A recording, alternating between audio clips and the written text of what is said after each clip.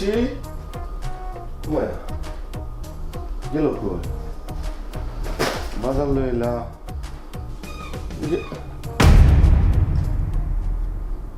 ও মায়া তোমার কি তো হইছে তোমার কি তো হইছে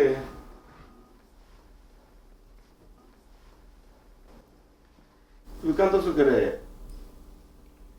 মায়া তুমি কামলে আমার কান্দ নাই আমেরিকা আমার ভালো লাগে না আমি বাইরে যাম গা